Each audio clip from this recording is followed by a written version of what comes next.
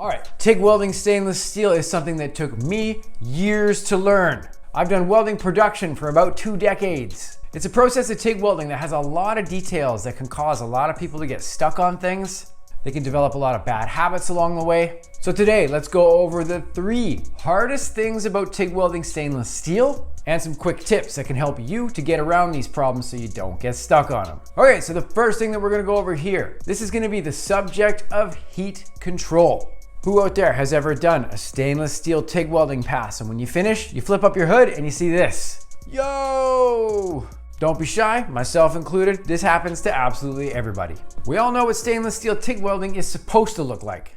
And we always expect things to look like this when we finish welding. But the reality of stainless steel TIG welding is that most people get stuck on a lot of small details when they start.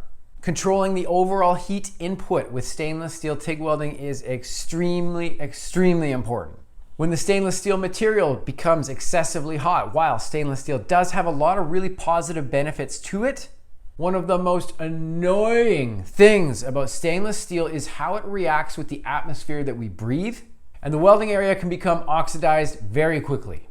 If the welding area that has become extremely hot is exposed to the atmosphere that we breathe, this heavy oxide is going to form on it. There is absolutely no way around it.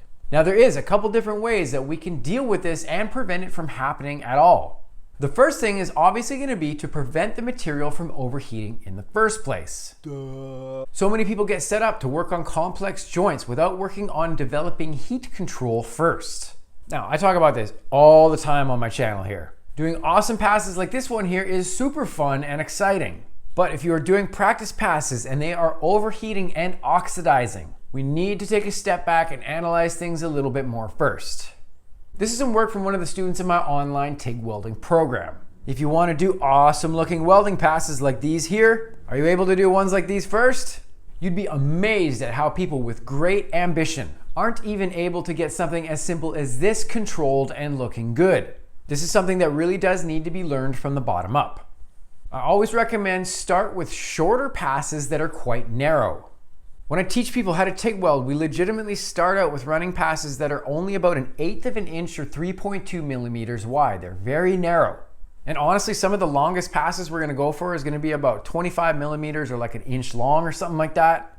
We're gonna work on keeping things controlled and prevent them from becoming excessively hot. We're gonna look out for signs that indicate everything is turning out nice and shiny. At the point where somebody is comfortably able to perform these and do them perfectly time after time. It will be at this point where we actually do another pass connecting these ones together so we can practice our start stops. This is an extremely important first step. If somebody cannot control the overall heat input and prevent things from overheating, there is absolutely no sense at this point in moving on to more challenging stuff, especially when working with connecting a couple passes. Now, the next piece of advice that I would pass along is to ensure that your plate is cool before running each pass. In my program, I actually recommend my students practice on several different practice plates all at once. Not welding all at the same time, just several on the table, you get it. After they finish a pass, they put that one aside, swap it out for a nice cool one, especially when somebody is getting started just learning the fundamentals and basic stuff at the beginning. Give yourself the best chance for success by doing shorter passes, and then taking the time to make sure that you let them cool completely in between each pass. Once you can see that you are super consistent with all of these small details each time you do a pass, then I will recommend at this point to start moving on to longer passes and connecting those. At this point, a student can then finish one pass and then connect the second pass right away while the plate is hot.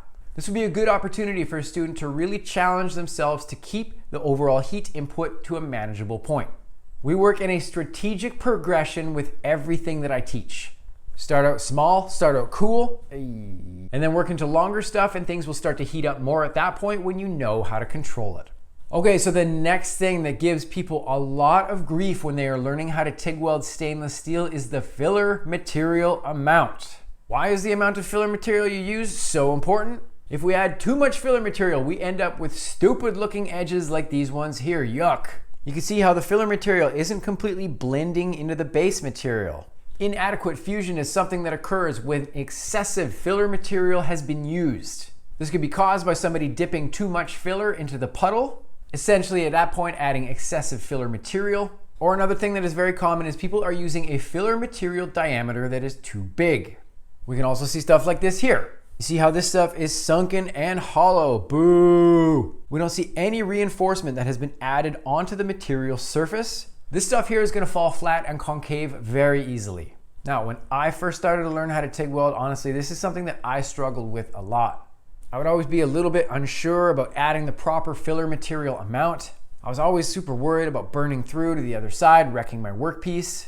This usually caused me to move along really quickly and add filler material in a hurry, never adding enough. But obviously without adequate filler material, my stuff would always fall flat and overheat very quickly. When we are adding filler material, we always want to see adequate reinforcement to the weld. This indicates that we have used enough filler material so that the pass does not fall flat or concave or hollow. This is also going to be something that helps to prevent overheating. We always want to see a smooth transition between the filler material and the base material. This is going to take a lot of very careful attention to detail on your part. As you add filler material with each step you take, make sure that you watch and you see adequate reinforcement being added to each step. If you are adding filler material and you see that the pass is not really doing anything or it's falling flat, obviously at that point we are probably aware that we could use a little more filler material. Just be careful that we do not add too much filler material. When we're looking at our welds, we want to look and see those smooth edges. Nice. Okay, so this one's very important. Let's go over the final thing here. And honestly, this has got to be one of the most difficult things to achieve with TIG welding stainless steel. And this is always going to be cleanliness or a proper finish. Like we went over earlier, we can see this example we looked at here. We learned about oxide and how this creates this finish with your work. This is what we want here as far as an example when we look at our welding. We can see a couple really important things here. Obviously, we don't see any excessive oxide. Everything looks somewhat gold. It looks reflective and shiny. Sometimes you are going to see coloring to your welding. And even though coloring does look really cool and super beautiful and all that, color is a formation of oxide. Looking at a gold reflective surface like this one here, as well as the heat affected zone looking controlled and consistent, this is the goals as far as what we are after with everything to do with stainless steel TIG welding, no matter what joint you're practicing. Earlier, we went over how important it is to control the overall heat input. Your heat input actually is only about half of the equation that's going to actually have an effect with your finish. And the other important part of that equation is the gas supply. Now, I will refer to gas supply as the ketchup and mustard to the hot dog. The hot dog is obviously the most important part. Controlling the heat is the hot dog. Only when the hot dog has been done perfectly. Ketchup and mustard makes the hot dog even better. This analogy is getting weird, I apologize. I'm making it up on the fly. Look at the fancy gear I'm using here. I got super fancy cups. These are awesome. Really nice screens that help to deliver perfectly smooth gas flow. I got a really nice torch, all kinds of stuff, super clean gear to use. But honestly, all of this fancy gear isn't gonna do anything to get me good results if the heat input is not in control.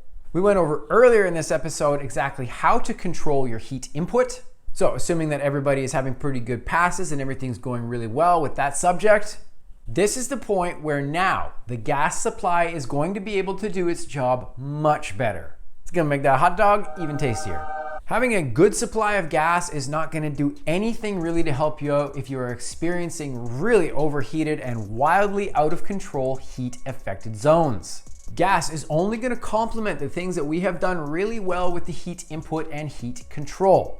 And honestly, if things are controlled really well as far as your overall heat input and heat control, even the most basic gear is gonna get you really good results. Look at this stuff here. This is some stuff that I did with a basic diffuser setup. No fancy gear at all. Obviously, between the two setups, you could definitely see a bit of a difference, but the goals as far as what we have talked about have all been taken care of with this example here, and the results are pretty decent. Once again, the subject of heat control is of the biggest priority with TIG welding stainless steel. Once I get everything under control as far as this important detail, even a basic gas setup, basic gear on my torch is gonna get me some great looking stuff. If you are just getting going with stainless steel TIG welding and you enjoyed this episode here, check out this episode next. This one's gonna have even more information for you to go even further with everything. And do a random act of kindness for a stranger. My name is Dusty, Phil and Chill. We will talk soon. Peace.